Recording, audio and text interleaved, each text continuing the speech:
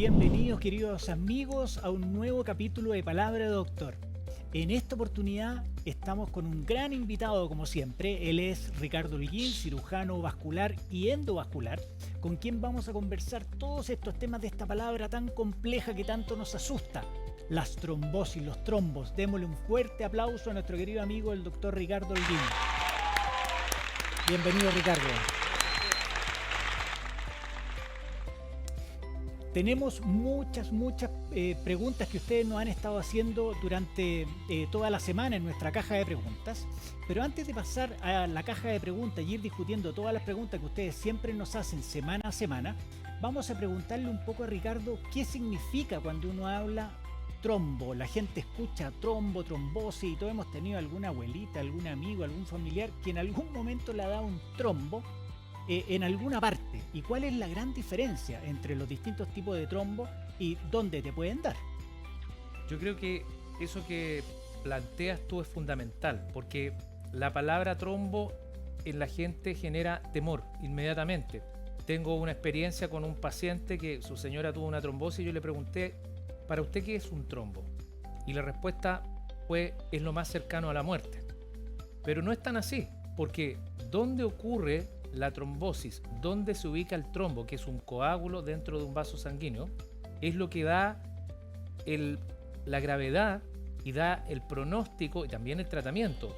Una trombosis en una vena en la mano porque me pusieron un suero no tiene la misma gravedad que una trombosis en una arteria del cerebro porque he sido fumador toda la vida. Entonces es importante... Ejemplo, perdona, mira, te interrumpa Ricardo, ahí nos están mostrando algunas imágenes de apoyo donde la gente muchas veces mezcla las cosas. Sí. Porque esa imagen, más que de un trombo, es de una enfermedad venosa que es completamente distinto específicamente a esto. Exactamente, lo que vemos ahí son imágenes de pacientes que tienen insuficiencia venosa crónica. Esa insuficiencia venosa crónica puede obedecer a muchos motivos, que no son, específicamente a una trombosis. Que son las varices y que también pueden desencadenar en trombo. Pero hablando específicamente de lo que queremos aportarle a la gente en este periodo de vacaciones, porque muchas veces cuando salimos de vacaciones tenemos que viajar, viajes largos, ojalá podamos tener algún viaje largo, y ahí uno se asusta, porque eso sí que sí, es frecuente de que escuchemos personas que han tenido que viajar en bus, en auto o en aviones principalmente, y cuando se bajan les duele una pierna, se les hincha, trombosis, incluso puede llegar a la muerte. Sí, si uno toma una experiencia de pacientes, vamos a encontrar muchas situaciones como las que mencionan. Yo creo que lo más importante es aclarar, antes de tocar el tema en sí, que esto no tiene que ver con los aviones, que es una cosa que muchas veces escucho. Los aviones, ni la altitud, ni la cabina, ni la presurización, eso no son los temas que están detrás de que uno tenga una trombosis venosa en una pierna después de un viaje largo. Es la falta de movilidad en espacios reducidos y cada vez las aerolíneas ponen más juntos los asientos, menos puedo mover los pies, y la falta de movilidad en las piernas reduce la calidad o la velocidad del flujo de drenaje venoso. Y con eso se puede formar un trombo en una vena de mi pierna si yo voy en un auto, si yo voy en un avión, si yo voy en un bus. Incluso en la pandemia ocurrió cuando el teletrabajo, largas horas frente al computador sin mover las piernas. Que todavía hay mucha gente que hace teletrabajo. Exactamente. Y eso significa entonces de que no solo en el avión, porque muchas veces escuchamos que te dicen la enfermedad del viajero. Sí, se llamaba antiguamente, existía un concepto que era la enfermedad de la clase turista, ¿ya? Entonces, como eso era un poco peyorativo, actualmente se habla de trombosis venosa del viajero, que le quita la ligazón con el avión, porque puede ser en cualquier tipo de viaje en que la persona no mueva mucho sus piernas. O sea, es más probable de que uno pueda tener este problema viajando en bus o en auto, que muchas veces uno se sube y son 4, 5, 6 horas, más que en un avión que uno se para, se mueve, camina. Claro, entonces ahí viene un concepto que es interesante, porque como se habla tanto del avión, hay gente que va a verme porque dice, no, es que yo escuché esto de la trombosis, yo voy a hacer un viaje en avión. ¿Dónde va? A Concepción. O sea, si usted va a Concepción en avión son 45 minutos. Si va en su auto son cerca de 5 horas. Tiene ahí más sí. riesgo en su auto que en el avión. Pero importante es que por lo menos ya estamos generando conciencia. porque la idea de Palabra de Doctor, como ustedes siempre saben, amigos, y la razón por la que dejamos semana a semana la caja de preguntas para que ustedes puedan ir haciendo todas las preguntas y podamos aprovechar al máximo a los especialistas que vamos trayendo para poder conversar y hacer esta consulta a través de la pantalla, es precisamente educar, poder generar ese espacio. Y sé que tenemos muchas preguntas de esta semana. Le vamos a pedir a nuestro director que nos vaya comentando algunas de las preguntas que nos han hecho para que las vayamos contestando y vayamos respondiendo. Así que vamos, señor director, con la primera pregunta. Sí, doctor.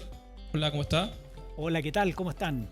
Todo bien. Mire, por aquí Susana Correa consulta ¿qué es la trombosis? A ver si el doctor Ricardo Holguín nos puede ayudar. ¿Qué es la trombosis? ¿Qué es la trombosis? Bueno, puntualmente es la formación de un coágulo dentro de un vaso sanguíneo.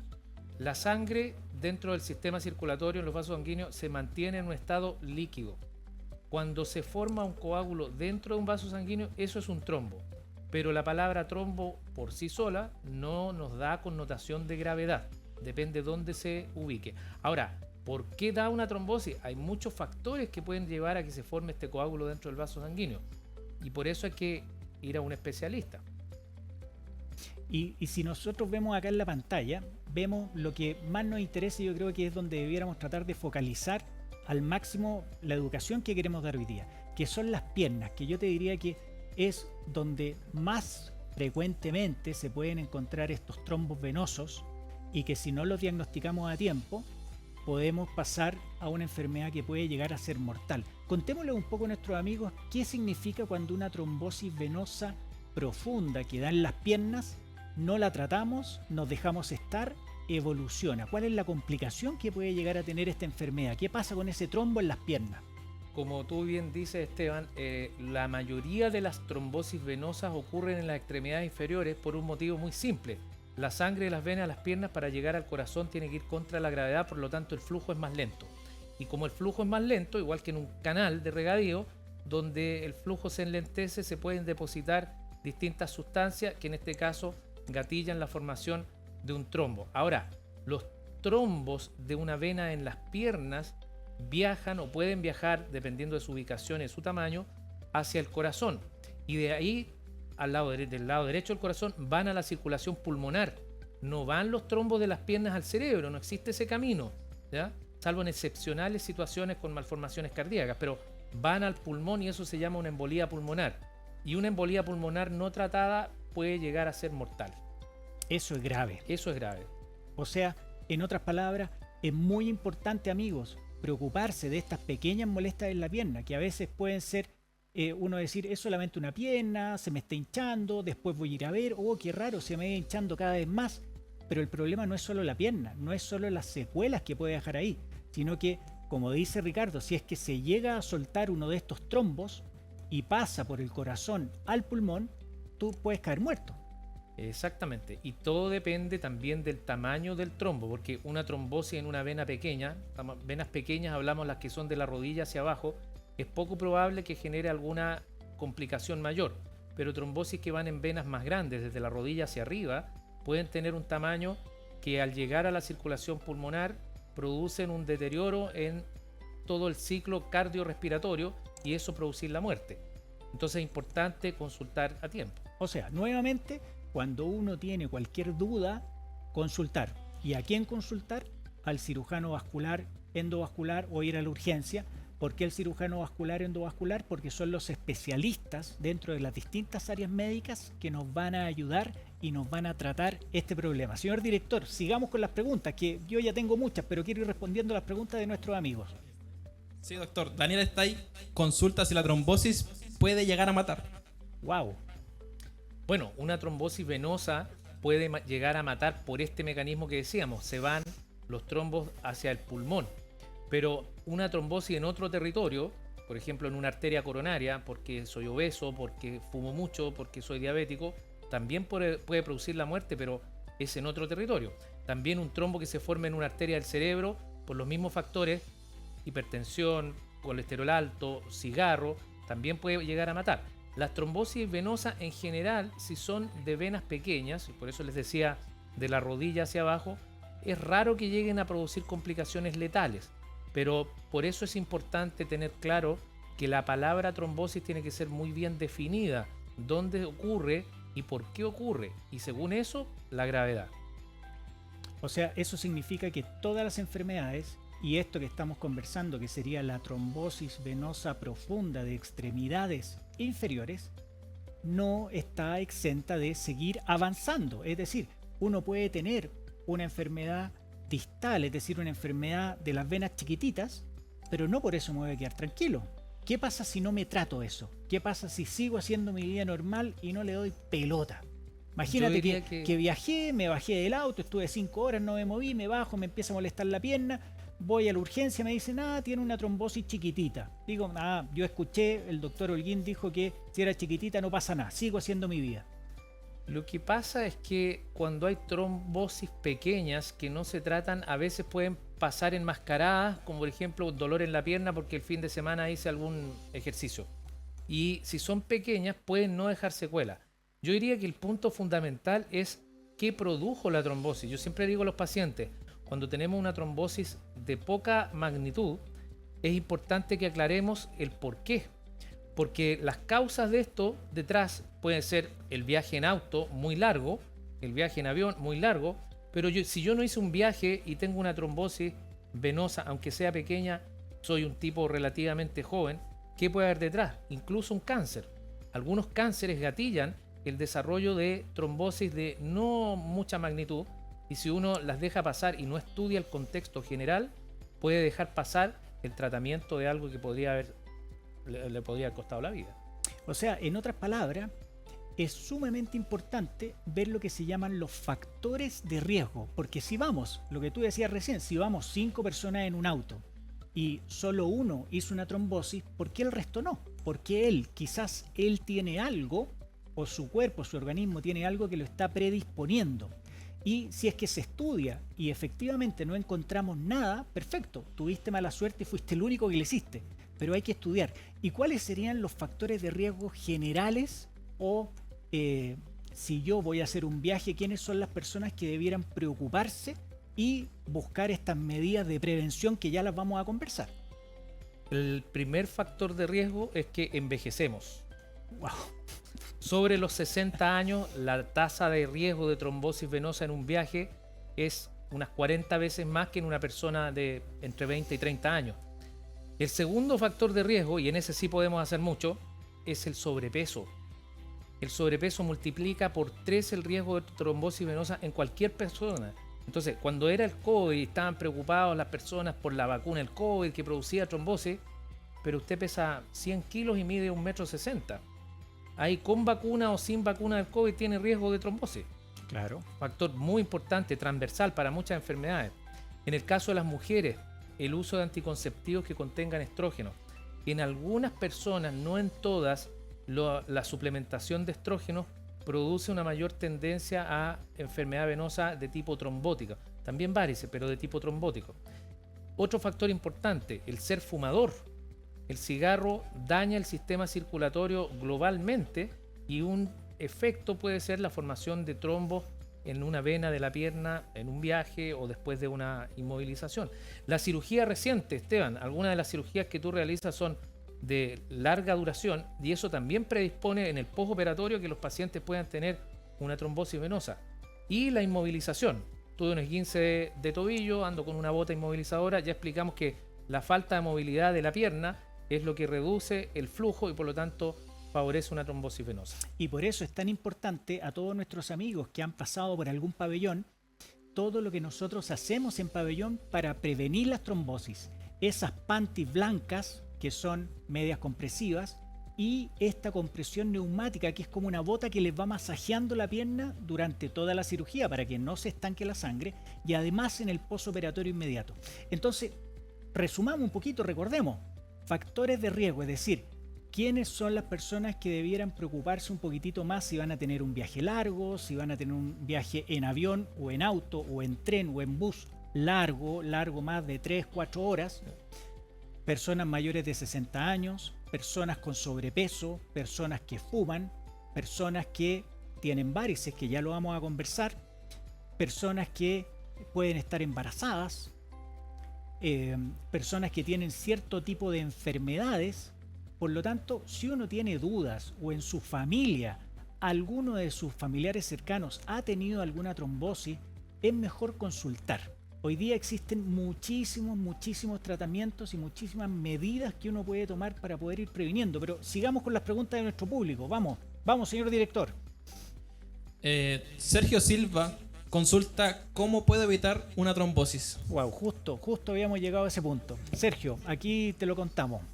Bueno, lo primero es hacer una revisión de mí mismo, ¿ya? Si acaso cumplo con estos factores de riesgo y cuáles puedo cambiar. Yo no puedo transformarme en más joven, no puedo restarme años, pero sí puedo restarme kilos, sí puedo hacer ejercicio, sí puedo dejar de fumar. Y para los viajes específicamente, que era un poco lo que tocábamos, hay algunas medidas que son fundamentales. Agua. Mientras más agua yo tomo, más fluidifico la sangre, más ganas me dan de ir al baño. Eso me obliga a detenerme en la ruta o me obliga a pararme en el bus, en el avión e ir al baño. El usar calcetas compresivas, que son de distintos modelos, bastante cómodas en la actualidad. Mira la foto, perdona la interrupción, mira esa foto, que son varices más superficiales. Exactamente. ¿Esa persona tiene más riesgo? Sí y no, porque el tener varices predispone más a tromboflebitis, o sea, a trombosis venosas superficiales. Que no es nuestro problema. Que no es lo mismo, ¿ya? Y lo que vemos ahí es secundario precisamente a la congestión venosa de años y años en esa zona de la pierna, que es la zona que queda más abajo. Por lo tanto, eso, a menos que el paciente le sume otros factores de riesgo, como los que habíamos hablado recién, eso más allá de lo estético y de una posible tromboflebitis superficial, no tiene una relación tan directa con una trombosis venosa profunda. Y con lo que estamos hablando ahora de los mecanismos de prevención, eso no me ocurriría. Si yo me preocupo desde joven en usar estos calcetines y en preocuparme, eso no me va a pasar. Puede ocurrir porque vivimos en un planeta con atracción gravitatoria y esa zona del tobillo es la zona de mayor congestión venosa. Sin embargo, si yo hago deporte, si yo mantengo un peso adecuado, si yo uso estas medias o calcetas compresivas, voy a favorecer el drenaje venoso y no voy a llegar a desarrollar a lo mejor lo que estamos viendo en la imagen.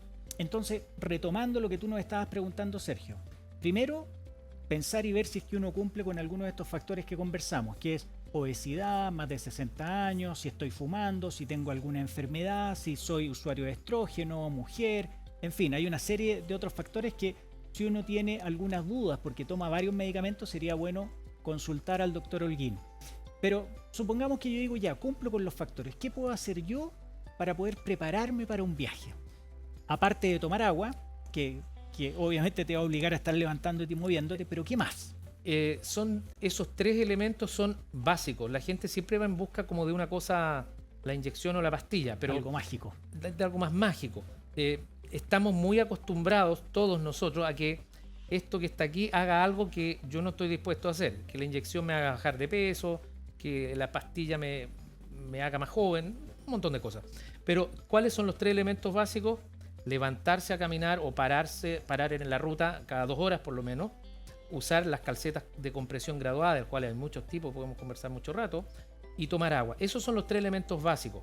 Ahora, las personas que tienen factores de riesgo, una señora embarazada, un par de adultos mayores que van de viaje a Europa, una persona obesa que tiene que trasladarse por su trabajo, aunque sea a cortas distancias, porque hablábamos recién del avión a Concepción, para un obeso también puede ser de riesgo. Puede ser un riesgo. Esas personas tienen que, o hay algún grado de evidencia de que usar una dosis de anticoagulación preventiva previa al viaje puede ayudar a reducir la incidencia o la ocurrencia de estas trombosis venosas.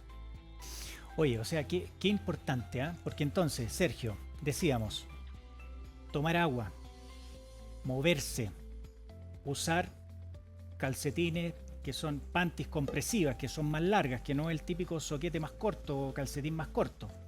Y además existen las opciones que son farmacológicas, que pueden ser inyecciones o medicamentos, pero obviamente que necesitamos que seas evaluado por un cirujano vascular, por un médico especialista, porque también tomar anticoagulantes, si yo no he sido evaluado y automedicado, puede generar problemas graves, claro, más graves. Es de riesgo. La anticoagulación tiene que ser bien indicada, sobre todo cuando es en pacientes que no se están tratando por una patología, sino que lo vamos a usar como una herramienta de prevención, porque ahí se nos puede desbalancear a más riesgo que beneficio.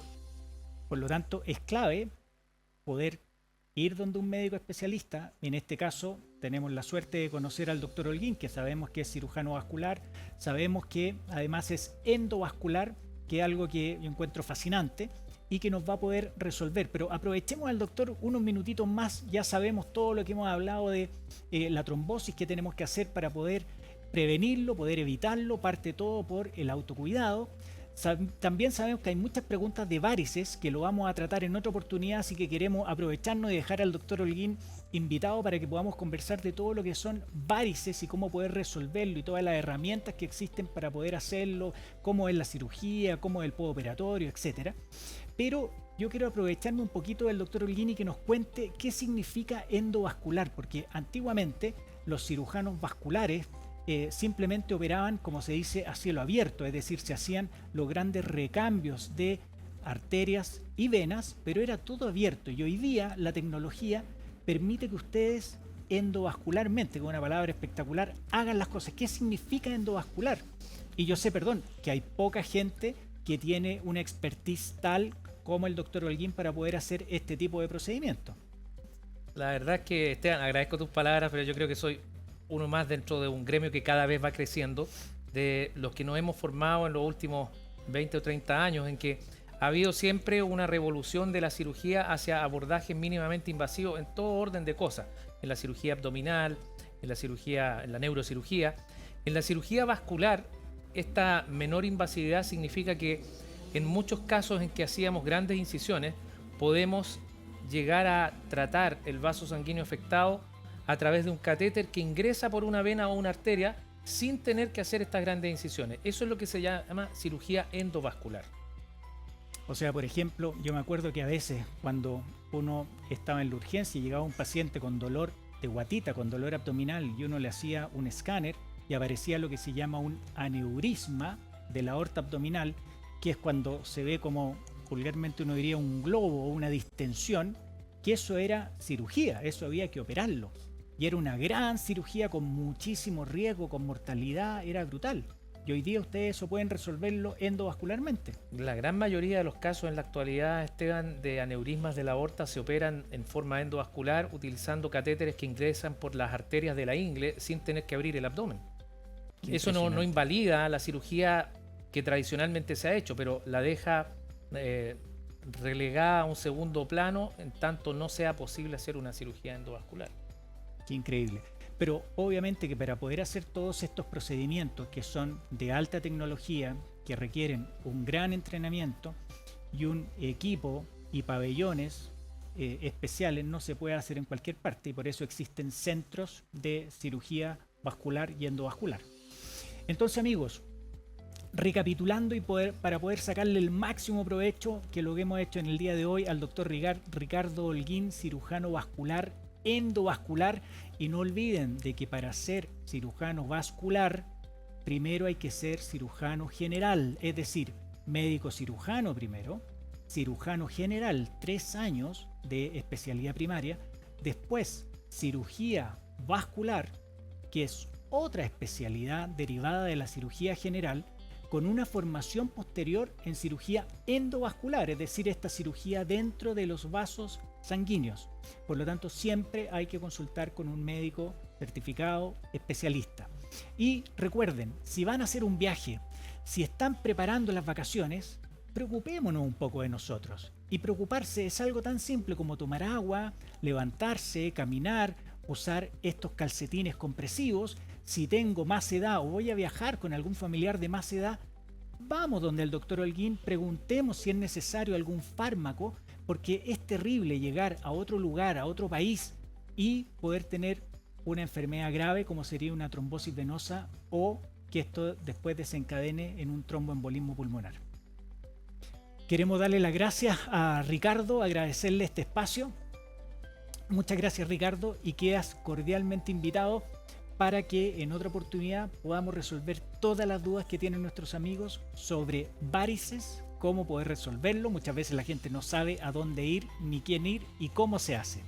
Perfecto. Yo encantado de cooperar. A mí me gusta mucho explicar aquello que hago y me gusta mucho que los pacientes, antes de tomar una decisión, estén bien informados. Muchas gracias. Hasta el próximo Palabra de Doctor. Nos vemos.